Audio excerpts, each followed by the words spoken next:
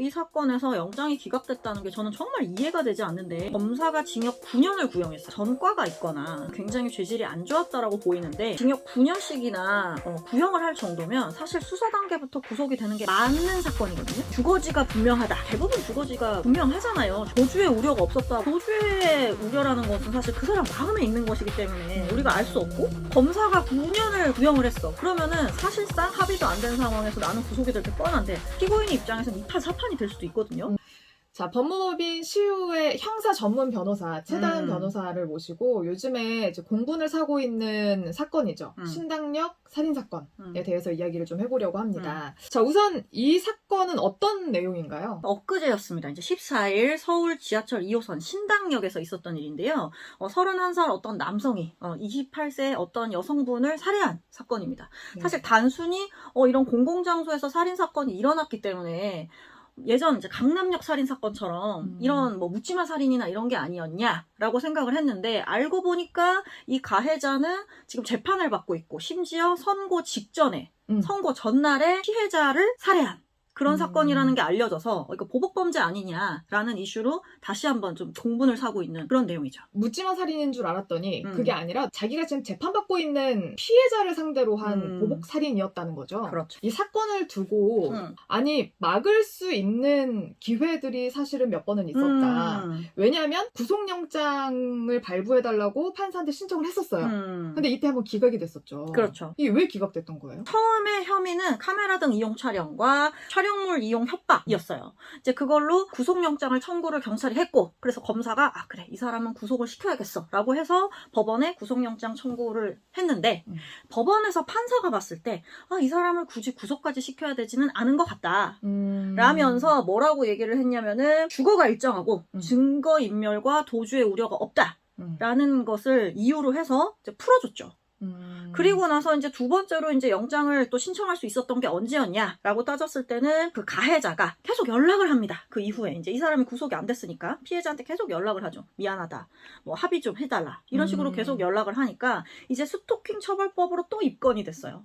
이제 그렇게 되면서 다시 한번 영장 신청을 해야 되는 게 아니냐 라는 얘기가 있었는데, 이제 경찰 입장에서는 다른 것도 아니고 막 괴롭히거나 이런 것도 아닌데 사과하는 문자 보낸 걸 가지고 뭐 입건을 하는 것과는 별개로 또 구속영장을 청구할 건인가? 라고 생각해서 그땐 아예 영장을 청구하지도 않았었다라는 겁니다. 왜냐면 한 번 또 영장이 기각이 됐었기 때문에 어차피 또 기각이 될 거야 라고 생각한 부분도 있었을 겁니다. 그 기준도 사실은 경찰도 좀 어려웠을 것 같기는 해요. 왜냐면 지금껏 나와 있는 이제 스토킹에 대한 판례들이 좀 없을 것 같거든요. 그렇죠. 법이 제정된 지 얼마 되지 않았기 때문에 이 법이라는 것도 제정이 되고 나면 결국은 법은 해석을 해야 돼요. 어떤 경우를 스토킹이라고 볼까? 두 번까지는 연락해도 되는 거 아니야? 혹은 아니면 세 번? 아니면 뭐 너가 보고 싶어, 찾아갈 거야 라고 하는 거랑, 아니면 정말 미안해, 한 번만 용서해 줄 수 없겠니? 하는 부분까지 인정을 할지는 사실 판례가 많이 나와서 이게 누적이 되면서 가지가 많이 나눠지고 판단이 해석이 가능하게 되는 거잖아요. 그렇기 때문에 기존에 이제 대법원 판례나 이런 것들이 많은 경우에는 어느 정도 우리가 해석을 하기가 좀 편할 텐데, 이 건 같은 경우에는 아직까지 해석이 정착된 게 없기 때문에 상당히 혼란스러울 수 있는 거죠. 네. 그 이수정 교수님도 가끔 나와서 얘기하시는 거 보면 우리나라에서 이런 스토킹 빈번하게 중범죄로 이어지는데 이제 스토킹 처벌법이 생겼고 그 이후에 이제 구속 수사를 하느냐 안 하느냐 이 부분에 대해서는 사실상 뭐 그 사람이 재판받아서 형이 나오기 전까지는 무죄 추정의 원칙을 기본으로 하기 때문에 뭐 당장 구속 수사를 원칙으로 한다 뭐 이렇게 하기엔 또 인권이랑도 연관이 있어서 해결해야 할 문제들이 되게 많다라고 얘기를 하던데, 이런 것도 어떻게 좀 손중해 주실까요? 그렇죠. 기본적으로 불구속인 상태에서 수사를 받거나 재판을 받는 건 당연한 권리입니다. 국민의 한 사람으로서 당연한 권리예요. 구속을 하는 것을 굉장히 신중하게 해야 돼요. 왜냐하면 일단 구속이 되면 직장도 잃고요. 설령 내가 나중에 무죄로 선고를 받는다고 하더라도 모두가 내 기억 속에 쟤는 스토킹 범죄로 구속이 됐던 아이야 라고 기억이 남겠죠. 그러니까 굉장히 신중해야 되는 부분이에요. 근데 그럼에도 불구하고 이 사건에서 영장이 기각됐다는 게 저는 정말 이해가 되지 않는데, 검사가 징역 9년을 구형했어요. 제 생각엔 아마 전과가 있거나 이 범죄 하나하나가 굉장히 죄질이 안 좋았다라고 보이는데, 여기서 징역 9년이라는 얘기는요, 무조건 실형이 선고될 수밖에 없어 보인다는 겁니다. 그러니까 예를 들자면 우리가 마지막으로 집행유예가 가능한 하한이 뭐냐면 징역 3년에 집행유예 5년이 가장 마지노선이에요. 집행유예가 가능한. 그러니까 3년이 넘으면 안 되는 거지. 구형 9년 정도면은 이제 뭐 무조건은 아니지만 잘 나오면 5년? 뭐? 잘 나오면 7년? 근데 이제 검찰 측에서 음. 되게 무지막지하게 구형할 때도 있긴 있잖아요. 음. 그러니까 뭐 다들 그렇다고 생각은 할 수 없겠지만 그래도 9년을 구형했다는 거는 법정 구속은 사실은 피할 수 없었던 그렇죠. 걸로 보이는 거니까 뭐 일단 뭐 구속을 했었으면 이 안타까운 생명이 지지 않지 않았을까. 이게 좀 안타까운 거죠. 의외라고 저는 생각이 들었어요. 왜냐하면 징역 9년씩이나 구형을 할 정도면 사실 수사 단계부터 구속이 되는 게 맞는 사건이거든요. 왜냐하면 보통 실형이 예상되는 범죄인 경우에는 수사 단계부터 구속을 합니다. 수사 단계부터 구속이 돼 있으면 굉장히 수사가 빨리 진행이 되고 재판도 빨리 진행이 돼요. 구속에는 어떤 기한 2달 뭐 이런 식으로 정해져 있기 때문에 그것을 맞추기 위해서 재판도 굉장히 빨리빨리 진행이 되니까 굉장히 효율적이고 경제적으로 사건이 종료가 되게 되죠.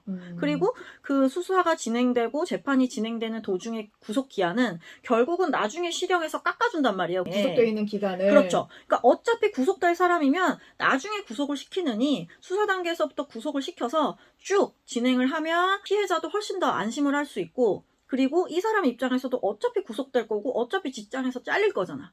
그러니까 구속이 된 상태에서 진행을 하는 경우가 대부분이에요.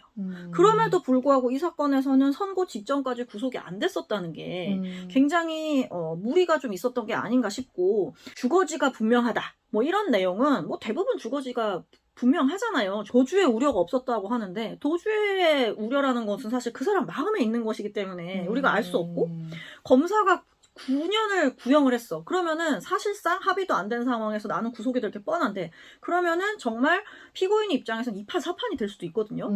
도주를 해버리거나 아니면은 해치는 어떤 그런 방식이 나오거나 할 수 있기 때문에 사실 이런 좀 장기형이 나오는 경우에는 사전에 구속을 시키는 게 오히려 더 안전할 수 있다. 저는 왜 구속영장이 기각됐는지 잘 모르겠습니다. 네. 또 안타까운 부분 하나만 더 짚자면 같이 근무를 했던 사이였잖아요.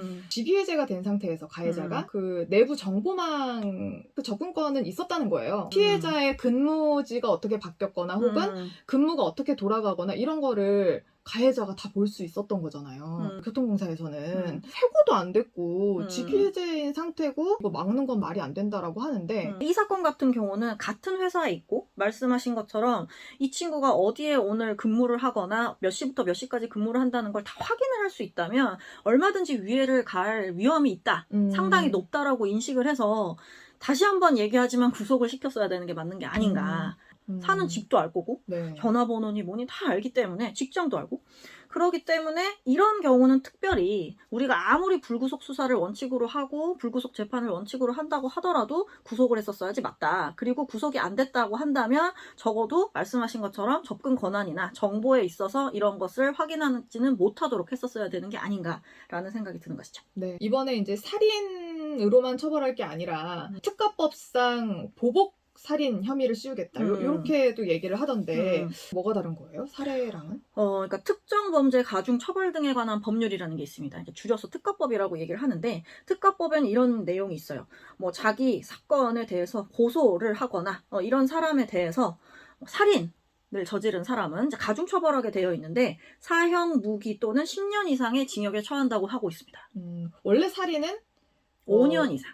사형, 뭐 무기징역 5년 이상. 그렇죠. 인데 이거는 10년 이상. 그렇죠. 그러니까 굉장히 좀 중하게 처벌하는 거죠. 그러니까 사형이랑 무기징역은 똑같은데 한이 5년 이상이냐 10년 이상이냐는 것이기 때문에 굉장히 강하게 처벌을 하는 것을 염두에 두고 있는 법이라고 볼 수 있겠죠. 네. 이렇게 사회적 약자들에 대한 범죄 어떻게 해야 막을 수 있을까요? 사실 막을 수 있는 많은 제도들이 이미 만들어지고 있는데 그게 실질적으로 도움이 되느냐는 또 다른 문제인 것 같아요. 예를 들자면은 요즘에는 뭐 워치 같은 것도 주고 있고 피해자들에게 네. 뭐 긴급한 상황이 발생하면 뭐 버튼만 한번 누르면 경찰에게 뭐 연락이 갑니다라던가 이런 것들이 다 있는데도 불구하고 계속해서 이런 일들이 반복이 되는 것 같아요. 뭐 접근 금지 명령이나 뭐 이런 것들도 우리가 굉장히 많이 들어왔었잖아요. 네. 이런 제도가 만들어지고 있고 또 새로운 제도들이 계속해서 더해져 가고 있는데 과연 이 제도들이 우리가 원하는 목표대로 시행이 되고 있느냐 혹은 그만큼의 효력을 발휘하고 있느냐는 아직은 좀 미흡한 것 같아서 앞으로 이런 부분이 나아지지 않을까라는 기대를 해보면서도 또 한편으로는 과연 강남역 살인사건 때와 뭐가 달라졌나 라는 좀 답답한 마음도 있어요. 왜냐하면 지금 현재 피해자인 분들이 한두 분이 아니실 거고 얼마나 무섭겠습니까? 이 기사를 접하면서 정말 그 사람이 또 나를 찾아와서 해코지를 하면 어떡하지? 라는 생각을 할 수도 있고 좀 여러 가지 쟁점들이 있는 것 같아요. 그러면 과연 뭐 범죄 혐의자들을 다 구속을 시키고 사건을 진행해야 되느냐부터 시작해서 네. 여러 가지 쟁점들이 좀 있을 만한 이야기이고 네. 과연 피해자들에 대한 어떤 보호나 이런 것들을 어느 선까지 우리가 좀 나아가야 될지 여러 가지 의문을 던지는 사건이라고 생각이 듭니다. 네. 근데 이게 이제 전 좀 우려가 되는 부분이 젠더 싸움으로 번지지 않을까 하는 그런 걱정들도 좀 많이 하시는데 실은 이게 뭐 남녀 싸움이 아니고 그렇죠. 근데 비교적 약자들이 항상 가지고 있는 두려움일 거라는 생각이 들어요. 강한 남자가 약한 남자에게, 강한 여자가 뭐 약한 남자에게 그럴 수도 있는 거고, 그렇죠. 뭐 혹은 노약자가 아이들에게 그럴 수도 있는 거, 아이들이 노약자한테 그럴 수도 있는 거고. 그러니까 이런 사회적 약자를 어떻게 우리 사회가 안전 울타리를 잘 마련을 해놓느냐, 이거에 대한 생각으로 좀 모아져서 제대로 된 대책과 예방법들 내놔야 하지 않을까라는 생각이 듭니다. 네. 지금 대통령도 검사 출신이시고 그리고 이제 법무부 장관님도 좀 바로 또 현장을 찾으셔서 이런저런 이야기도 하시고 좀 많이 안타까워 하시는 걸 보니까 뭐 제대로 대책이 나오지 않을까 좀 늦은 기대를 해봅니다. 네, 다시는 이런 일이 좀 벌어지지 않았으면 하는 바람이 큽니다. 우리 합방하는 얘기는 안 해도 되나요? 네, 저희가 지금 CBS와 플루에서 함께하는 이슈플렉스라는 방송을 함께하고 있는데 저희가 각자 채널이 있어요. 그래서 각자의 방식으로 각자의 정보를 소통하는 채널들을 갖추고 있는데 우리가 매주 만나서 이런 얘기를 하고 있어요. 뭐 오늘은 이제 형사사건이지만 뭐 상속 얘기일 수도 있고 뭐 근로기준법에 대한 얘기도 나누고는 있는데 각자의 채널에서 한 번 더 이런 얘기를 좀 전해서 많은 분들이 들어주셨으면 좋겠다는 생각도 들고 만약에 반응이 좋다면 뭐 간혹 이렇게 같이 만나서 하는 것도 좀 도움이 되지 않을까. 그리고 네. 어떤 정보를 전달함에 있어서 이렇게 주거니 받거니 조금 이렇게 누구나 가질 수 있는 질문이나 혹은 좀 알려드렸으면 하는 내용을 전달하는 게 서로 잘 맞을 것 같아서 이번 방송을 한번 특별히 진행을 해봤습니다. 얀미TV와 최 변호사의 진솔한 사건 이야기 팀이 함께 합방을 했는데요. 오늘 신당역 살인사건에 대해서 이야기를 좀 나눠봤습니다. 자, 법무법인 시우의 최다은 변호사였고요. 혹시 이제 형사 전문 변호사시니까 혹시 뭐 관련된 상담이랄지 있으시면 연락 주시기 바랍니다.